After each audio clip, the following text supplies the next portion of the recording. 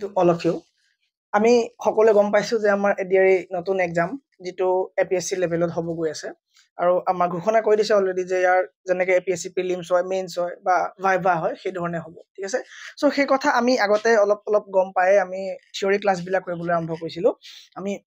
কনসেপচুৱেল class বিলাক কৰিব আৰম্ভ কৰিছিলো কিন্তু বহুতে বুজি পাই পেলাই আমাৰ ফাউণ্ডেশ্যন কোৰ্স বাই কৰিছে মাত্ৰ 199 ত ফাউণ্ডেশ্যন কোৰ্স বিলাক বাই কৰিছে ঠিক আছে নে কিন্তু আমি কি হৈছে এতিয়া ৰিসেন্টলি কি কৰিছো আমি এটা ক্ৰেশ কোৰ্স আৰম্ভ কৰিছো এটা ঠিক আছে নে 30 ডেজৰ এটা ক্ৰেশ কোৰ্স আৰম্ভ কৰিছো যিটো কোৰ্সত আমি কি কৰিম সম্পূৰ্ণ সিলেবাস সম্পূৰ্ণ আমাৰ জিএস গুটে সম্পূৰ্ণ সিলেবাস ঠিক আছে নে জিওগ্ৰাফি পলিটি ইকনমিক্স হিষ্ট্ৰি হয়নে এখিনি সোমাব আৰু গ্ৰামাৰ আৰু ৰিজনিং আৰু কিবা কিবা হ'ব কাৰেন্ট এফেয়াৰ্স ওকে সো গুটেখিনি আমাৰ এটা ক্ৰেশ কোৰ্স হ'ব 30 ডেজৰ আৰু এইবিলাক ক্লাছ আমাৰ ডেইলি 2 ঘণ্টাকৈ অনুষ্ঠিত হ'ব সো যিসকলে ল'ব বিচাৰে এই কোৰ্সটো লৈ ল'লে তেওঁলোকৰ সুবিধা হ'ব ঠিক আছে সো আজি আমাৰ টপিকটো হৈছে আজি আমাৰ ক্লাছৰ টপিকটো হৈছে যে ভাৰতীয় ন্যায় সংহিতা ওকে ভাৰতীয় ন্যায় সংহিতা সাগে এই টপিকটো আমাৰ শুনা নাই বা কিছু সকলে নিউজত দেখা পাইছে যদিও কি হয় বৰ বিশেষকৈ মানে গম পোৱা নাই সাগে হয়নে সো কথা এটা হল যে আগতে আমাৰ কি হৈছিলে আমাৰ দেখত তোমাৰ ল বিলাকৰ কাৰণে ইন্ডিয়া পিনেল কোড আছিলে কোড অফ ক্ৰিমিনেল প্ৰচিডিউৰ আছিলে আৰু এভিডেন্স কোড আছিলে কোনটো আইনৰ মতে পুলিচে এৰেষ্ট কৰিব তোমাক সেই মানে সেইবিলাক কাৰণে আগতে ব্ৰিটিছৰ দিনৰ পৰা চলি অহা কিছুমান নিয়ম প্ৰণয়ন হৈ আছিলে আৰু পুলিচে এৰেষ্ট কৰাৰ পাছত তোমাৰ কি ধৰণে প্ৰচিডিউৰ হ'ব তোমাৰ কোৰ্টত কি ল লাগিব তোমাৰ কোনটো আইনৰ মতে তোমাৰ কি শাস্তি হ'ব সেইখিনি কাৰণে বেলেগ এটা ল দৰকাৰ হৈছিল আৰু সেই ল আমাৰ ব্ৰিটিছৰ সময়ৰ পৰা 1861 মানৰ পৰা চলি আছিলে আৰু তোমাৰ কিহৰ ভিত্তিত তোমাক এৰেষ্ট কৰা হ'ল বা প্ৰমাণ কি হ'ব তুমি কেছটোত যে জড়িত হৈ আছা তাৰ তোমাৰ প্ৰমাণ ক'ৰ পৰা পোৱা যাব সেইবিলাকৰ কাৰণে তোমাক এখনমান আগতে আছিলে কি আছিলে সো আগতে কি আছিলে তোমাৰ আজি এই জুলাই মাহৰ আগলৈকে তোমাৰ কি চলি আছিলে এই ইন্ডিয়া পিনেল কোড চলি আছিলে কোড অফ ক্ৰিমিনেল প্ৰচিডিউৰ চলি আছিলে এণ্ড এভিডেন্স এক্ট চলি আছিলে ঠিক আছে নে কিন্তু এই তিনটাক জুলাই 1 তাৰিখৰ পৰা এই তিনটাক ৰিপ্লেস কৰি দিয়া হ'ল আমাৰ ভাৰততে সংবিধানত কি হ'ল তোমাৰ ভাৰতত ন্যায় প্ৰণয়ন কৰা হ'ল আৰু কৰা হ'ল যে যিবিলাক পিনেল কোড আছিলে তাৰ নাম বোলে ভাৰতীয় ন্যায় সংহিতা হ'ব কি হ'ব তোমাৰ ভাৰতীয় ন্যায় সংহিতা হ'ব আৰু কোড অফ ক্ৰিমিনেলটো তোমাৰ কি হ'ব ভাৰতীয় নাগৰিক সুৰক্ষা সংহিতা হ'ল আৰু তোমাৰ যিটো এভিডেন্স এক্ট আছিলে এই এভিডেন্স মানে কি প্ৰমাণ হয়নে এভিডেন্স মানে প্ৰমাণ বা সাক্ষী ওকে এই প্ৰমাণৰ এক্টত তোমাৰ কি কৰা হ'ল তোমাৰ এই এভিডেন্স এক্টৰ নাম চেঞ্জ কৰি পেলাই ভাৰতীয় সাক্ষ্য অধিনিয়ম ৰখা হ'ল very very important এইটা পৰীক্ষাত অহা চান্স আছে বহুত মেনছতো আমাৰ যদি আহে একো প্ৰবলেমে নাই ওকে সো কি হ'ল তোমাৰ ইন্ডিয়া পিনেল কোডৰ নাম ভাৰতীয় ন্যায় সংহিতা নাম কিটা দিব পাৰে কনফিউজ কৰিব কাৰণে ভালকে চাই যাব লাগিব কোড অফ ক্ৰিমিনেল প্ৰচিডিউৰ কি হ'ব ভাৰতীয় নাগৰিক সুৰক্ষা সংহিতা আৰু এভিডেন্স এক্টৰ নাম কি হ'ব ভাৰতীয় সাক্ষ্য ওকে সাক্ষ্য মানে সাক্ষী ওকে সো সাক্ষী এই ওয়াৰ্ডটোৰ পৰা এই ওয়াৰ্ডটো মনত ৰাখিবা সাক্ষ্য বা এভিডেন্স ঠিক আছে নে এতিয়া কি হ'ল তোমাৰ কেইটামান ল চেঞ্জ কৰা হ'ল কেইটামান ল অলপ হাল সলনিও কৰা হ'ল তো কি হাল সলনি কৰা হ'ল আমাৰ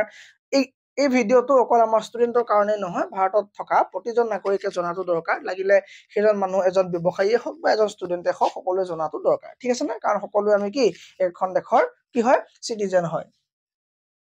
কৈছে যে the new law provides that whoever by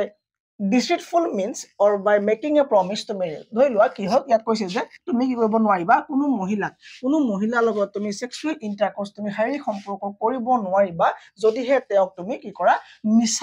মিছা প্ৰতিশ্ৰুতি দিয়া ঠিক আছে নে আৰু তেওঁক তুমি এটা প্ৰতিশ্ৰুতি দিছা যে ধৰি লোৱা তুমি তেওঁক বিয়া পাতিম বুলি প্ৰতিশ্ৰুতি দিছা তেওঁ কৈছে যে আমি বিয়া পাতিম আৰু সেই বিয়াৰ প্ৰলোভন দি পেলাই বা সেই মিছা প্ৰতিশ্ৰুতি দি পেলাই প্ৰমিস কৰি পেলাই তুমি যদি তেওঁৰ লগত সেক্সুৱেল ইন্টাৰকোৰ্স কৰিছা ঠিক আছে নে আৰু পাছত যদি হেতু কাৰণ এটা ৰেপ হ'ব নোৱাৰে ন হেতু কাৰণ ৰেপ নহয় কাৰণ দুইজনৰে সন্মতিক্ৰমে তোমালোকৰ সেক্সুৱেল ইন্টাৰকোৰ্স হৈছে সো এইটো ক্ষেত্ৰত কি হ'ব যেতিয়া তুমি যেতিয়া মিছা মানে চুক্তি কৰিবা বা মিছা প্ৰমিস কৰিবা বা বিয়া পাতিম বুলি or by making a promise to marry a woman without any intention of fulfilling the same okay তুমি কিন্তু বিয়া নাপাতা ওকে বাট কিন্তু কি কৰিলা তুমি যে বিয়া পাতিম বুলি কৈ পেলাই বা তুমি মিছাকে প্ৰমিস কৰি পেলাই যদি সেক্সুৱেল ইন্টাৰকোৰ্স কৰিবা তেওঁ যদি কেছ কৰা কি হ'ব তোমাৰ ওপৰত কি হ'ব একচন লোৱা হ'ব ওকে তাক তোমাৰ ঠগ প্ৰবঞ্চনাত ধৰি লোৱা হ'ব ওকে সো এই ওয়াৰ্ডটোৱে তোমাক কি কৈছে ডিসিটফুলত তোমাক কি সোমাইছে তোমাক সোমাব ফলস প্ৰমিস হ'ব ওকে ফলস প্ৰমিস তুমি কাৰোবাক অকল বিয়াই নহয় তুমি কাৰোবাক মিছা এটা চুক্তি কৰি পেলাই বা মিছা এটা তুমি এটা প্ৰমিস কৰিলা কৰি পেলাই তুমি তেওঁৰ পৰা অলপ তুমি কৈছা তেওঁ ব্লেকমেইল কৰিলা বা তুমি তেওঁ প্ৰমিস কৰি পেলাই তেওঁৰ পৰা তুমি কিবা খাই আছা হয়নে তেওঁৰ পৰা তুমি লৈ আছা ওকে মানে লাভ উঠাই আছা তেওঁৰ পৰা কিন্তু তেওঁ যিটো প্ৰমিস কৰিলা সেই প্ৰমিসটো তুমি ফুলফিল কিন্তু নকৰা ওকে সো সেই ক্ষেত্ৰত কি হ'ব তোমাৰ মিছা প্ৰমিস যিকোনো মিছা প্ৰমিসে হ'ব বা এমপ্লয়মেন্ট প্ৰমোশনৰ ক্ষেত্ৰতে হওক ধৰি লোৱা তুমি এজন মেল বস হয় ওকে মেল বস তুমি আৰু ফিমেল তোমাৰ এসিস্টেন্ট আছে বা ফিমেল তোমাৰ কোনোবা এমপ্লয়ী আছে আৰু এই এমপ্লয়ী গৰাক তুমি কৈছা যে তোমাক মই প্ৰমোশন কৰি দিম কি কৰিবা তুমি কি কৰিবা তুমি মোৰ অফিচত আহিবা মোৰ ৰুমত তুমি বহিবা চাহটো মোৰ ৰুমতে খাবা ঠিক আছে সো তেনেকুৱা কৰি পেলাই মিছা তুমি কি কৰি পেলাই তুমি মানে মিছা হেৰি কৰি পেলাই বা মানে প্ৰমিছ কৰি পেলাই বা যিকোনো ধৰণৰ তুমি চুক্তি কৰি পেলাই কি কৰিব নোৱাৰিবা বা প্ৰমোচনৰ ক্ষেত্ৰতে হওক যিকোনো ধৰণৰ মিছা চুক্তি দি পেলাই তুমি কাৰো পৰা একো লাভ উঠাব নোৱাৰিবা ওকে আৰু মেৰিং বাই সাপ্ৰেছিং আইডেন্টিটি ঠিক আছে সো এইকেইটা ল কি হ'ল আমাৰ ৰিসেন্টলি কি কৰা হৈছে নতুনকে ল মানে এড কৰা হৈছে নেক্সট কি আছে ইয়াত কৈছে যে IPC has no provision on organized crime আগতে কি ছিল তোমাৰ organized crime মানে দলবদ্ধ যিবিলাক ঘটনা ঘটে সেই ঘটনাবিলাকত তোমাৰ কি নাছিলে বিশেষ এটা ল নাছিলে কিন্তু এতিয়া পৰা যেতিয়া এইখন ল আহিলে মানে এইখন ল মানে কি আইপিসি চেঞ্জ কৰি গল তোমাৰ নামটো ভাৰতীয় ন্যায় সংহিতা কৰা হ'ল কথা এটাই কিন্তু কেইটামান ল হেৰি কৰা হ'ল কাৰণ আমাৰ ইয়াত আইপিসি সিআৰপিসি এইবিলাক বনাইছিলে ব্ৰিটিছে সো ব্ৰিটিছৰ হিচাপ মতে বনোৱা হৈছিলে হয়নে সো ৰাজদ্ৰোহ বা ফাঁসি এইবিলাক আমাৰ আগত আছিলে হয়নে কাৰণ তেওঁলোকে এইবিলাক খুব সোনকালে ইউজ কৰে ভাৰতৰ মানুহৰ ওপৰত কিন্তু এতিয়াতো আমাৰ ইয়াততো সেইবিলাক কৰিব লগা নাই ভাৰতৰ শাসন হ'ব আমাৰ হয়নে সো সেইকাৰণে কি হ'ল ভাৰতৰ মতে কি হ'ল গোটেই লখিনি এডজাষ্ট কৰি পেলোৱা হ'ল কৰি পেলাই আৰু কিছুমান নতুন নতুন এড কৰা হ'ল বা কিছুমান চেঞ্জেছ কৰি দিয়া হ'ল according to it any containing unlawful activity including kidnap robbery বা এইবিলাক তোমাৰ চুৰ ডকাইত এইবিলাক তোমাৰ মাটি কাৰবাৰ লৈ লোৱা হয়নে কন্ট্ৰাক্ট কিলিং এইবিলাক কামৰ কাৰণে কি হ'ব তোমাৰ কি হ'ব এখেতে যদি অৰ্গানাইজ কে কৰে যদি কোনোবা অকল এটা মানুহ ঠিক আছে যদি এটা গ্ৰুপত লগ লাগি পেলাই এই কামটো কৰে তেতিয়া সেই গোটেই গ্ৰুপটো কি কৰা হ'ব এৰেষ্ট কৰা হ'ব বা সেই গোটেই গ্ৰুপটোৰ এগেইনষ্টত একচন লোৱা হ'ব ঠিক আছে নে so by any person or group of person acting in concert singly or jointly either as a member of an organisation ঠিক আছে নে যিকোনো এটা অৰ্গানাইজেশ্যনৰ হৈ পেলাই যদি কামটো তুমি কৰিছা ন গোটেই অৰ্গানাইজেশ্যনটো কি হ'ব তোমাৰ ক্ৰিমিনেলৰ আওতাত আহি যাব ঠিক আছে নে সো আইপিসি আগতে এনেকে এই অৰ্গানাইজ ক্ৰাইমৰ কি আছিলে এই অৰ্গানাইজ ক্ৰাইমৰ ক্ষেত্ৰত একো ল নাছিলে কিন্তু এতিয়া ইয়াত তোমাৰ ল আহিলে ঠিক আছে ইয়াত তোমাৰ আৰু এটা তোমাৰ কনসেপ্ট দিছে যে টেৰৰিষ্ট এক্ট কাক কয় আগতে টেৰৰিষ্ট এক্টৰ সংজ্ঞা বেলেগ আছিলে তোমাৰ এতিয়া টেৰৰিষ্ট বুলি কাক ক'ব বা টেৰৰিষ্ট কোনখন টেৰৰিষ্ট ল মতে তুমি ফচিবা সেই কেছটো হ'ল এতিয়া যে the new law provide that whoever threatens or is likely to be threatened unity যদি দেশৰ তোমাৰ অখণ্ডতা তোমাৰ ইন্টিগ্ৰিটি সভৰেনিটি হয়নে সভৰেনিটি মানে কি তোমাৰ সাৰ্বভৌমত্বতা বা security or economic security of India যদি এইবিলাক ক্ষেত্ৰত যদি ভাবুকি প্ৰদান কৰে সেইবিলাকক কি কৰা হ'ব তোমাৰ টেৰৰিষ্ট বুলি ধৰা হ'ব আৰু তেওঁলোকক কি কৰা হ'ব তেওঁলোকক টেৰৰিষ্ট এক্টৰ অধীনত তেওঁলোক কি কৰা হ'ব শাস্তি বিহা হ'ব তেওঁলোক টেৰৰিষ্ট এক্টৰ অধীনত কি হ'ব শাস্তি বিহা হ'ব ঠিক আছে আৰু এটা আমি কথা শুনিছিলো নে মব লিঞ্চিং মানে কি বাৰু যেতিয়া কি হয় পাব্লিক প্লেছত যেতিয়া বহুত মানুহে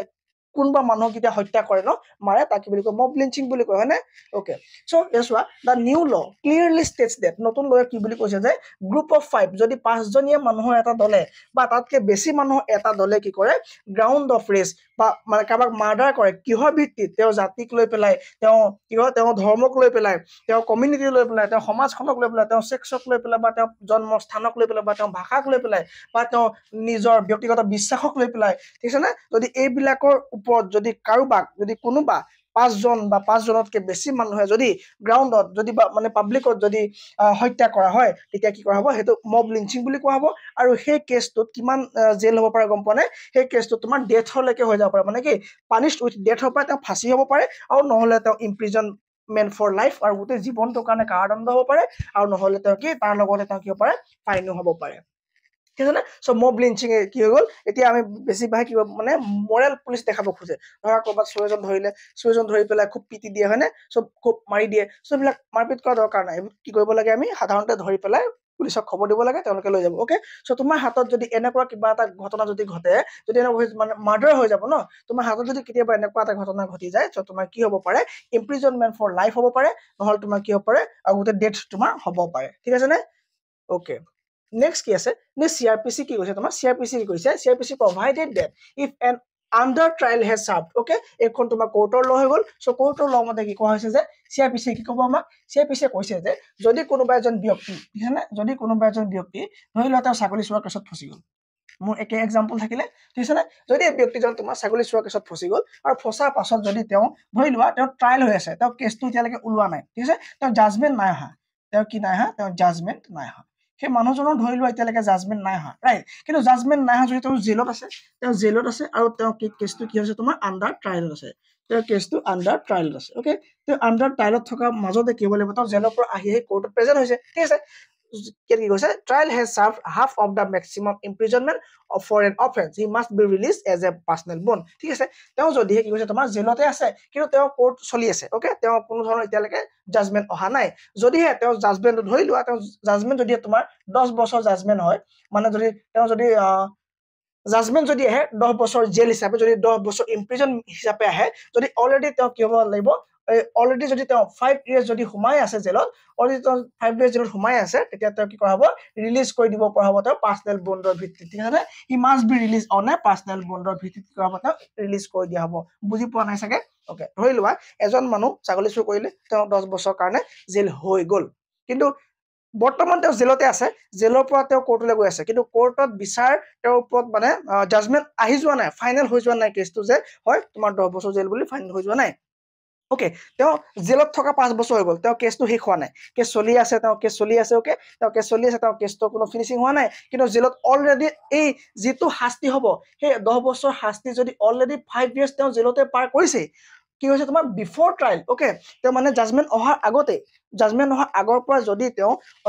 যিটো জাজমেন্ট দিব সেই জাজমেন্টৰ আধা সময় যদি তেওঁ জেলত ইতিমধ্যে পাৰ কৰিছেই তেতিয়া কি হ'ব তেওঁ কি কৰা হ'ব তেওঁ পাৰ্সনেল বন্ডৰ ভিত্তিত তেওঁ কি কৰা হ'ব এৰি দিয়া হ'ব ঠিক আছে না তেওঁ ৰিলিজ কৰি দিয়া হ'ব পাৰে ওকে বিএনএছ ভাৰতীয় কি হ'ব তোমাৰ ভাৰতীয় নাগৰিক সুৰক্ষা संहिता ओके भारतीय नागरिक सुरक्षा संहिता मते কি হ'ব তোমাৰ ই কৈছে যে যদি কোনোবা ক্ৰিমিনেল যদি কোনোবা অফেন্ডাৰ ফাৰ্স্ট টাইম অফেন্ড কৰে ওকে ফাৰ্স্ট টাইম কিবা কেছত যদি কনভিক্টেড হয় আৰু যদি হেতে কি কৰে নিজৰ যেটো মানে শাস্তি হ'ব সেই শাস্তিটো যদি 3 টাইম যদি তেওঁ পাৰ কৰি যায় তেতিয়া তেওঁ জেল পাই যাব হয়নে তেওঁ কি পাই যাব গেট বেল আফটাৰ সাৰ্ভিং ওয়ান ধৰি লও কোনোবা এজনৰ শাস্তি 10 বছৰ হ'ল ঠিক আছে তেওঁ যদি 3.3 ইয়াৰ্স তেওঁ 3 ইয়াৰ্স অলৰেডি যদি জেলত পাৰ কৰিছে তেওঁ কি পাব পাৰে তেওঁ বেল পাব পাৰে ঠিক আছে নে সো কি হ'ব তেওঁ বেল পাব পাৰে এইটা আমাৰ ইম্পৰ্টেন্ট ওকে কিন্তু এটা কথা মন কৰিবলগীয়া যে অফেন্সেস যদি পানিশেবল বাই লাইফ ইমপ্ৰিজনমেন্ট হয় তেতিয়া কিন্তু এই জেল বা এই বেল নাপাব ঠিক আছে নে এই বেল বা কি নাপাব তোমাৰ যেটো পাৰ্সনেল বন্ডৰ ক্ষেত্ৰত যেটো ৰিলিজ কৰে হেতু নাপাব যদিহে তেওঁ কি হয় যদি তেওঁ জেল যদি হোল লাইফৰ কাৰণে দিছে তেতিয়া তেওঁ নাপাব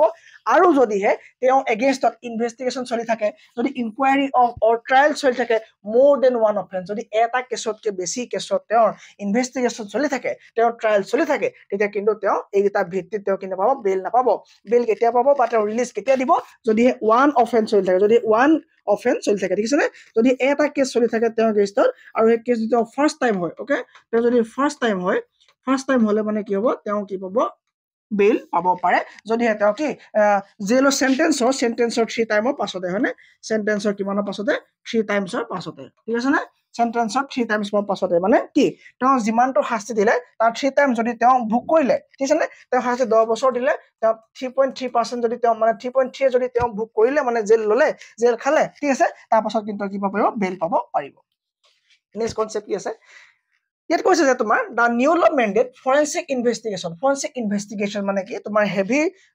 ইনভেষ্টিগেশন হ'ব লাগিব মানে ল্যাবৰেটৰী ইনভেষ্টিগেশন হ'ব লাগিব তোমাৰ একদম টু দা পইণ্ট মানে খৰচি মাৰি ওকে একদম ভিতৰৰ পৰা উলিয়াই একদম মেইন সোৰ্স বিলাক ঠিক আছে না একদম ভালদৰে ইনভেষ্টিগেশন হ'ব লাগিব ঠিক আছে আৰু কেতিয়া হ'ব লাগিব the new law mandate forensic investigation for offences punishable with at least 7 years যদি কোনোবা কয়েদি বা কোনোবা ব্যক্তি বা কোনোবা অফেন্ডাৰ বা কোনোবা ক্ৰিমিনেল বা কোনোবা কনভিক্টেডৰ এগেইনষ্টত punishable with at least 7 years imprison হয় যদি তেওঁ 7 বছৰ যদি তেওঁ জেল হ'বলগীয়া হয় বা ঠিক আছে 7 বছৰ জেল হ'বলগীয়া হয় তেতিয়া কিন্তু সেই কেছটোৰ ক্ষেত্ৰত কি হ'ব লাগিব forensic expert will visit forensic এক্সপাৰ্টে কামটো কৰিব লাগিব ফৰেনসিক এক্সপাৰ্টে ক্ৰাইম সিনত যাব লাগিব ক্ৰাইম সিনত গৈ পেলাই ফৰেনসিক এভিডেন্স বিলাক কালেক্ট কৰিব লাগিব এন্ড ৰেকৰ্ড কৰিব লাগিব the process on a mobile phone ঠিক আছে নে এইবিলাক তেওঁলোকে প্ৰসেস কৰিব লাগিব or any other electronic device ঠিক আছে নে এইবিলাক তেওঁলোকে কৰিব লাগিব এইবিলাক কোনে কৰিব লাগিব ফৰেনসিক ডিপাৰ্টমেন্টে কৰিব লাগিব কেতিয়া যদিহে এটা কেছৰ এজন কয়েদি বা এজন দুখী যদি 7 বছৰ জেল হ'বলগীয়া তেওঁ কেছ কৰে যদি তেওঁ জাজমেন্ট যদি 7 বছৰ মান হ'বলগীয়া চান্স থাকে তেতিয়া কি হ'ব লাগিব তেওঁৰ কেছটো কিন্তু একদম ভালদৰে চাব লাগিব তাৰ মানে ফৰেনসিক টিম আহি পেলাই এই কেছটো চাব লাগিব ঠিক আছে কিন্তু কোৱা হৈছে যে যিবিলাক ষ্টেটত এই ফৰেনসিকৰ সুবিধা নাই যিবিলাক ষ্টেটত এই ফৰেনসিকৰ সুবিধা সকলোতে নাই হয়নে এই ফৰেনসিকৰ সুবিধা সকলো ষ্টেটত আছে নে সকলো নাই যিসকল ষ্টেটত নাই সেইসকলে বেলেগ ষ্টেটৰ পৰা ল'ব পাৰিব হয়নে আনাদাৰ ষ্টেটৰ তেওঁলোকে আনাদাৰ ষ্টেটৰ পৰা ল'ব পাৰিব যিবিলাক ষ্টেটৰ এইটো সুবিধা নাই সেইবিলাকে আনাদাৰ ষ্টেটৰ পৰা তেওঁলোকৰ ফৰেনসিক টিম ইউজ কৰিব পাৰিব ৰাইট ওকে লাষ্ট আমাৰ কি আছে আৰু মানে প্ৰচিডিউৰ এটা নিয়ম চেঞ্জ কৰিছে কি কৈছে তোমাৰ দ্য নিউ ল প্ৰেছক্ৰাইবছ টাইমলাইন ফৰ ভেৰিয়াছ প্ৰচিডিউৰ এটা ভাল কাম এটা কৰিছে যেন লাগিছে এইটো এটা ইম্পৰ্টেণ্ট বুলি ধৰা আৰু এইটো পৰীক্ষাত হোৱাৰ চান্স থাকিব For instance, it requires medical practitioners who examine rape victim to submit their report to the IO মানে investigation officer with 7 days. ঠিক আছে নে যদি কোনোবা rape victim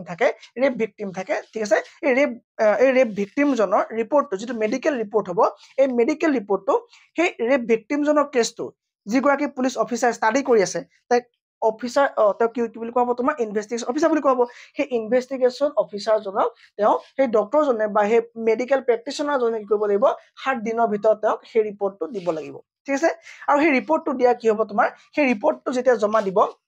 ৰিপৰ্টটো দিয়া পাছত কি কৰিব পুলিচে 60 দিনৰ ভিতৰত এটা ৰিপৰ্ট কি বলব চাৰ্জ চিট হনে পুলিচে চাৰ্জ লগাব লাগিব যে কি কেছত ফসি যাবা কি হল এই কোনটো ধাৰা মতে কি হৈছে হনে সো গোটেইখিনি পুলিচে তুমি কি কৰিব 60 দিনৰ ভিতৰত কৰিব লাগিব আৰু এইখিনি কোৰ্টত জমা দিয়াৰ ভিতৰত আৰু এইখিনি গোটেইখিনি কোৰ্টত জমা দিয়া পাছৰ 30 দিনৰ ভিতৰত তোমাৰ কোৰ্টে কি কৰিব লাগিব তোমাৰ এই আৰ্গুমেন্ট বিলাকৰ পাছত তোমালৈ কোৰ্টে কি কৰিব লাগিব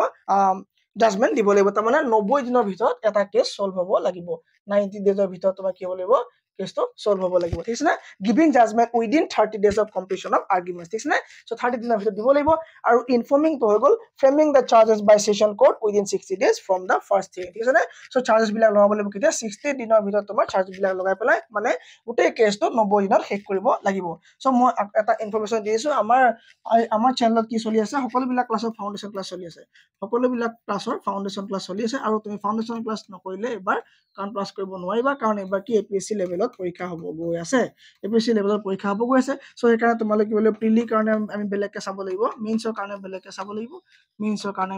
লাগিব আৰু আমাৰ ভাইভাত থাকি গল হয়নে সো ইয়াৰ কাৰণে আমি প্ৰতিটো সাবজেক্ট অসমীয়া ফাউণ্ডেশ্যন ক্লাছ কৰি আছো মাত্ৰ 199 रुपीजত এতিয়া বিদ্যা কোচিং কিতাপৰ এপটো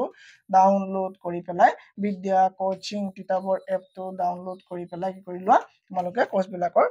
বাই কৰি লোৱা যাতে তোমালোকে খুব সোনকালে এটা 30 ডেজৰ ক্ৰেশ কোৰ্সত তোমালোকে পৰা গোটেই কোৰ্সখিনি কমপ্লিট কে পঢ়িব পাৰা থ্যাংক ইউ